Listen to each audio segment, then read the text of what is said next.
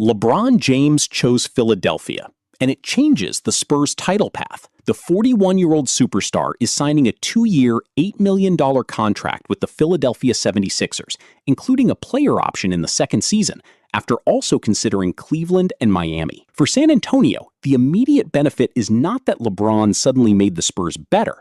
It is that one of the most influential players in NBA history chose the Eastern Conference, while several talented Western contenders were available. By the end of this video, you will understand why that decision quietly improved San Antonio's playoff path, how LeBron's massive discount could eventually help the Spurs build around Victor Wembanyama, and why the same trend could also create a new problem for the franchise. The first thing to understand is that this is not a ceremonial signing built entirely around LeBron's name. James is no longer the best player in basketball, but he still averaged 20.9 points, 7.2 assists, and 6.1 rebounds across 60 games last season, while shooting better than 51% from the field. Philadelphia is adding a productive creator to a roster that already includes Tyrese Maxey, Jaylen Brown, and Joel Embiid.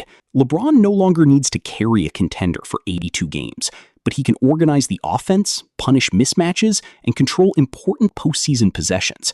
That makes Philadelphia more dangerous. It also makes his decision to leave every serious Western possibility behind more meaningful for the Spurs. The easy conclusion would be to say that LeBron chose Philadelphia because he was afraid of Victor Wembanyama, the Spurs, or the Oklahoma City Thunder. There is no evidence proving that. Philadelphia offered him a clear position, multiple established scorers, and a realistic opportunity to conserve energy during the regular season. His relationship with Tyrese Maxey was also discussed publicly during Rich Paul's evaluation of possible destinations. Those basketball reasons matter, but when a player seeking one final championship chooses between several contenders, the difficulty of the path cannot be ignored completely. Philadelphia allows LeBron to avoid San Antonio and Oklahoma City until the NBA Finals. That is not proof of fear, but it is evidence of intelligent bracket selection. This is where the first consequence appears for San Antonio. Rich Paul's public list included teams such as Minnesota, Denver, and Golden State, and each of those destinations could have made the Western Conference more difficult. LeBron joining one of them would not have automatically created a favorite, but it would have added an elite passer, another large playoff decision-maker, and more lineup flexibility to a potential Spurs opponent. Instead, San Antonio will not have to eliminate LeBron during the first 3 rounds. The threat has been moved to the final possible stage. That does not give the Spurs a championship, especially with Oklahoma City still standing in their way, but it prevents an already brutal conference from adding another experienced weapon. There is also a larger message inside that decision. ESPN's first post-finals power ranking placed Oklahoma City first and San Antonio second entering next season. The Spurs are no longer the young, rebuilding team that veteran stars can ignore. They just reached the NBA Finals, defeated the Thunder in a 7-game Western Conference series, and established Wembanyama as a player capable of controlling both ends of a playoff game. When contenders and veteran free agents evaluate the West, San Antonio is now part of the calculation. The Spurs have become one of the teams another superstar may have to avoid, defeat, or eventually join. And LeBron's destination is only the first half of this story, because the price of his contract could influence San Antonio even more than the conference he selected. James reportedly accepted approximately $8 million over 2 seasons, with the player option protecting his flexibility. That is an extraordinary discount for someone who still produced nearly 21 points and 7 assists per game. The NBA's salary cap for next season is approximately $165 million, while the second apron sits above $221 million. Under those conditions, contenders cannot simply pay every rotation player market value without eventually encountering severe limitations.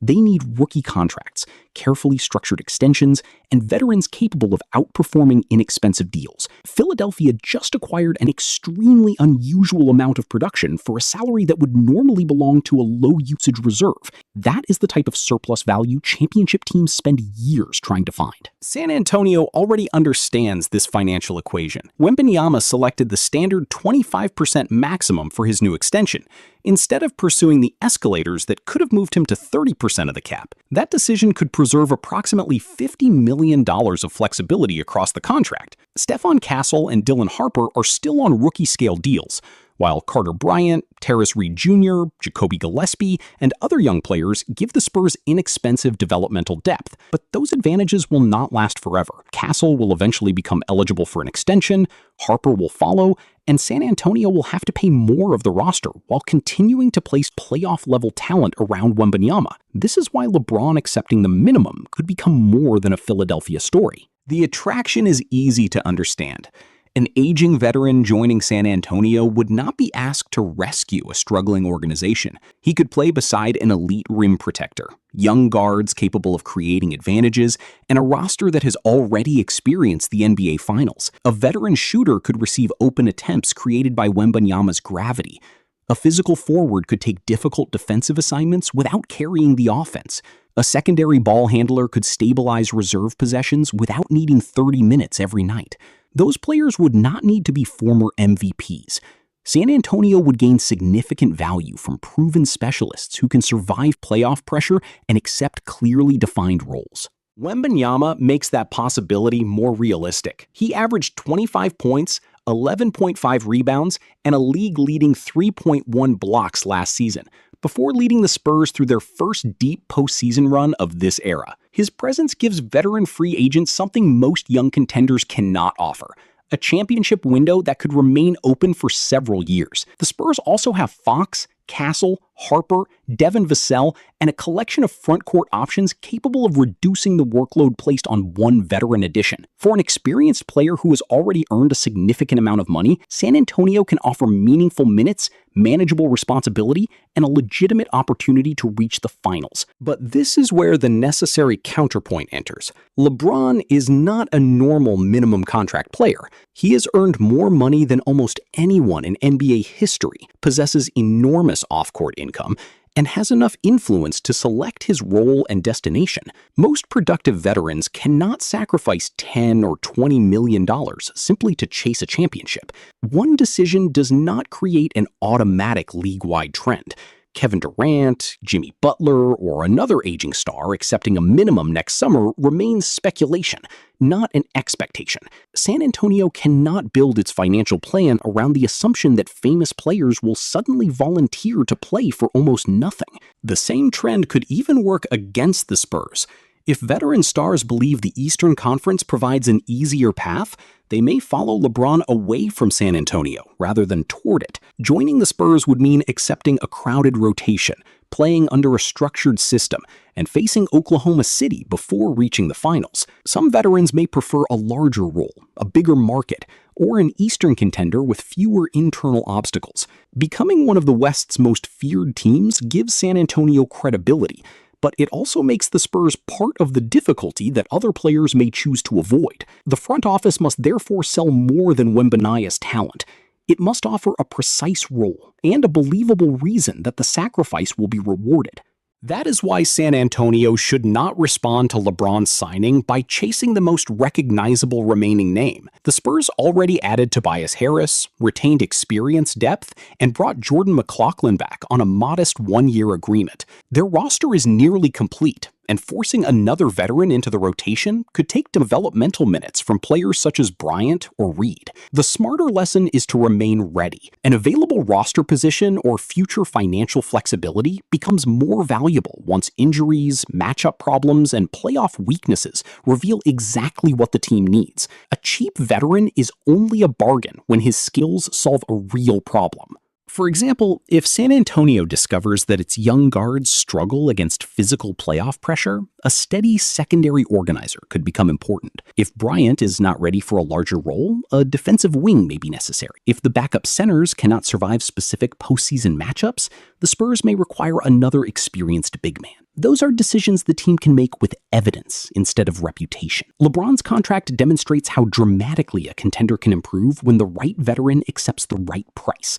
But Philadelphia also had a clear opening for it. San Antonio must preserve enough flexibility to act when an equally clear opening appears. There is still an immediate competitive cost. Philadelphia has transformed a position of need into a major strength and could become another serious Eastern challenger. The Knicks remain the defending champions, while Cleveland, Miami, Detroit, Boston, Indiana, and Toronto all create different obstacles. LeBron did not move to a weak conference with no competition. He moved to a conference without San Antonio and Oklahoma City. If the Spurs return to the NBA Finals, they could find a Philadelphia team with several creators, extraordinary size, and one of the most experienced postseason players ever. The threat has not disappeared. It has simply been moved to the end of the bracket. The consequences should therefore be separated carefully. The immediate benefit is that LeBron did not strengthen one of San Antonio's Western rivals. The competitive message is that the Spurs have become important enough to influence how veterans evaluate their path to a championship.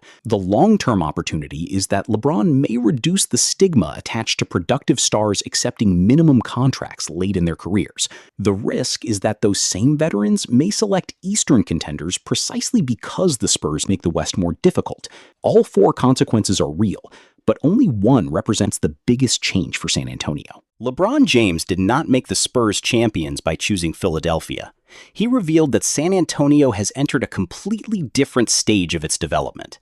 The Spurs are no longer waiting for the league's biggest decisions to determine whether they can become relevant. They are now one of the teams whose existence can influence those decisions. If Wembanyama, Castle, Harper, and the rest of the young core continue developing, San Antonio could eventually attract the kind of discounted veteran talent that Philadelphia just acquired. But the franchise must first prove that last season's finals run was the beginning of a sustainable championship window, not a single breakthrough. That is the real meaning of LeBron's decision for the Spurs. The short-term path through the West became slightly cleaner, Philadelphia became significantly stronger, and the market may have received a new blueprint for veteran ring chasing. San Antonio's challenge is to turn its rising reputation into an actual roster advantage before its young core becomes expensive. And if you want to understand why Wembanyama's decision to leave roughly $50 million on the table is so important to that plan, watch our full breakdown of his Spurs extension next.